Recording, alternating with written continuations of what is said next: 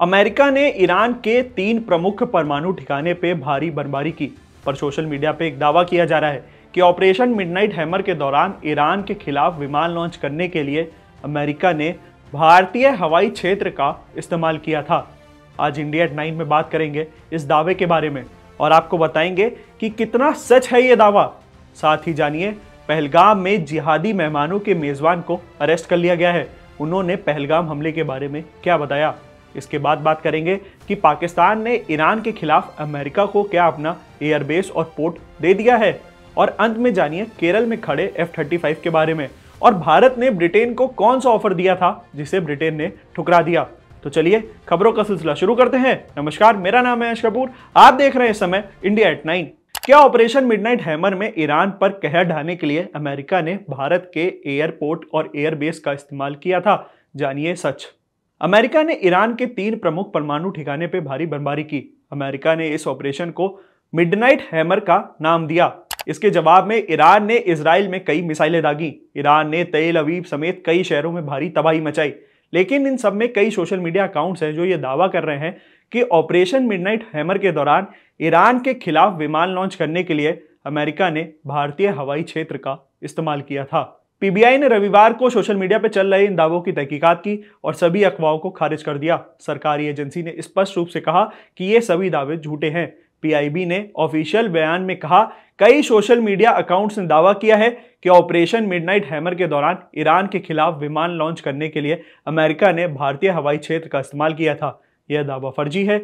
Operation midnight hammer के दौरान America ने भारतीय क्षेत्र का इस्तेमाल नहीं किया था।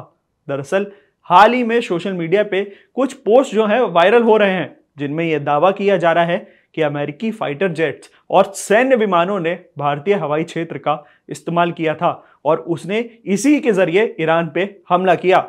इन दावों ने कई यूजर्स के बीच भ्रम की स्थिति पैदा कर दी है कि क्या यह मुद्दा सोशल मीडिया प्लेटफॉर्म पर तेजी से वायरल भी होने लगा और सब पूछने भी लगे इस विषय के बारे में। पीआईबी ने यह स्पष्टीकरण इन्हीं पोस्ट के मद्देनजर दिया है। ईरान पर हमले के बाद वॉशिंगटन और तेहरान के बीच तनाव भी बढ़ता जा रहा है। वहीं भारत ने इस संघर्ष में सतर्क रुख अपनाया है और अमेरिका, ईरान और इजराइल के बीच चल रहे टकराव में संबंधित किसी भी सैन्य अभियान के लिए अपने हवाई क्षेत्र की पेशकश नहीं की। अमेरिका ने भारतीय समय के अनुसार रविवार तड़के ऑपरेशन मिडनाइट हैमर के तहत ईरान के 3 प्रमुख परमाणु कार्यक्रम स्थल को निशाना बनाया।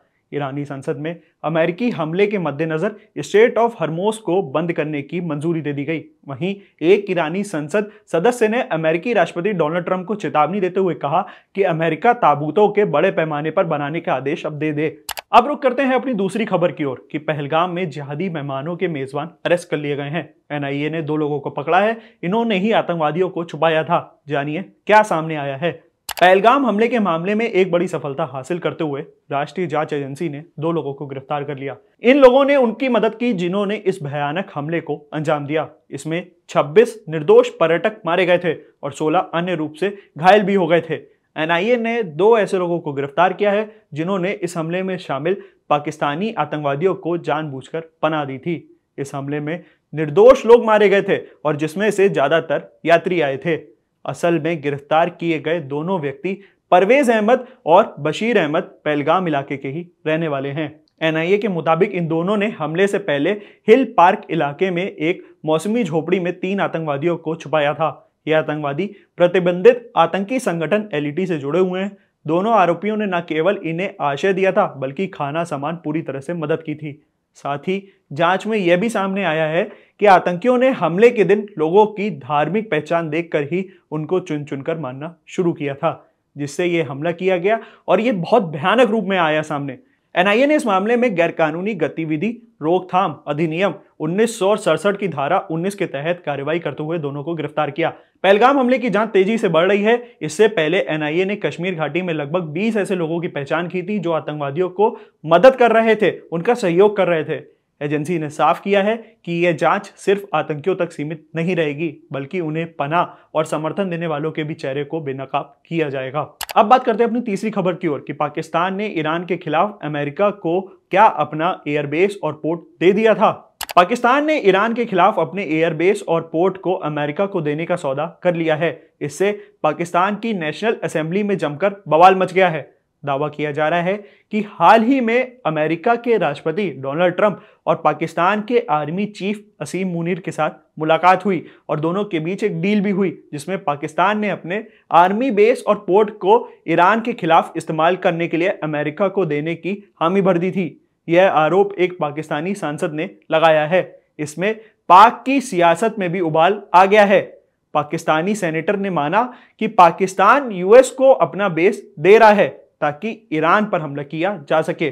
पाकिस्तान के नेशनल असेंबली सदस्य साहिबजादा हामिद रजा ने खुलकर कहते हुए कहा कि पाकिस्तान अपना एयरबेस और बंदरगाह अमेरिका और इजराइल को ईरान के खिलाफ सौंप रहा है। उन्होंने कहा कि पूरे इंटरनेशनल मीडिया में इस बात की चर्चा है। हामिद रजा ने इसके सीधे तौर पर पाकिस्तान के सेना प्रमुख जनरल असीम मुनीर और शहबाज शरीफ सरकार को आड़े हाथ लेते हुए कहा। उन्होंने कहा, आप जनरल असीम मुनीर और पाकिस्तान सरकार को यह संबोधित करते हुए लिखा कि आप पाकिस्तान के एयरबेस और बंदरगाह को अमेरिका और इजराइल को दे रहे हैं जो कि ईरान के खिलाफ इस्तेमाल हो रहा है। आपके विदेशों में फ्लैट और संपत्ति हैं। अगर पाकिस्तान के साथ कुछ गलत हुआ तो भगवान ना करे आप मुशर्रफ की तरह देश छोड़कर भाग जाएंगे।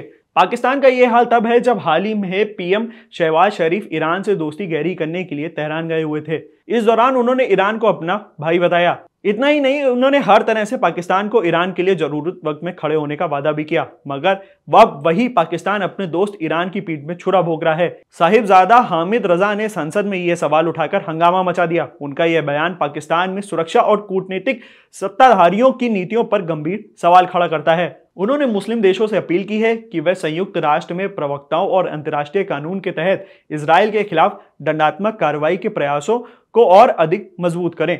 अब बात करते हैं अपनी आखिरी खबर का कि केरल में खड़े F-35 के लिए भारत ने कौन सा ऑफर दिया था जिसे ब्रिटेन ने स्वीकार करने से मना कर दिया। F-35 को लेकर के ब्रिटेन ने सुरक्षा कारणों का हवाला देते हुए एयर इंडिया के ऑफर से इनकार कर दिया। एयर इंडिया ने ब्रिटेन को अपना हैंगर ऑफर करने की सलाह दी थी। केरल में F-35 का विमान कई दिनों से किसी तकनीकी खामी की वजह से खड़ा हुआ है। ब्रिटिश F-35 लड़ाकू विमान ने शनिवार रात केरल के तिरुवनंतपुरम अंतर्राष्ट्रीय हवाई अड्डे पर आपातकालीन लैंडिंग की थी। उसके साथ टेक्नीशियन और विमान के आवश्यक उपकरण भी थे। इसके बावजूद तकनीकी समस्या पूरी तरह से हल नहीं हो सकी। भारतीय वायुसेना ने रविवार को कहा कि वह इस बारे में पूरी तरह से अवगत हैं और उड़ान सुरक्षा कारणों में विमान को लैंडिंग की सुविधा प्रदान की है। ईंधन कम होने के कारण से उसे आपातकाल लैंडिंग करनी पड़ी। उन्होंने बताया कि विमान रात करीब 9:30 बजे सुरक्षित रूप से उतारा गया। इस F-35 को उड़ा पाना भी बड़ी चुनौती है। इसका कारण यह है कि तिरुवनंतपुरम में F-35 का कोई बेस नहीं है। ऐसे अत्याधुनिक विमानों में स्पेशलिस्ट इंजीनियर और विशेष उपकरणों की आवश्यकता होती है, तभी किसी भी तकनीकी खामी को दूर किया जा सके। इसीलिए भारत ने ब्रिटेन के हैंगर को ऑफर दिया था, जिसे ब्रिटेन ने मना कर दिया।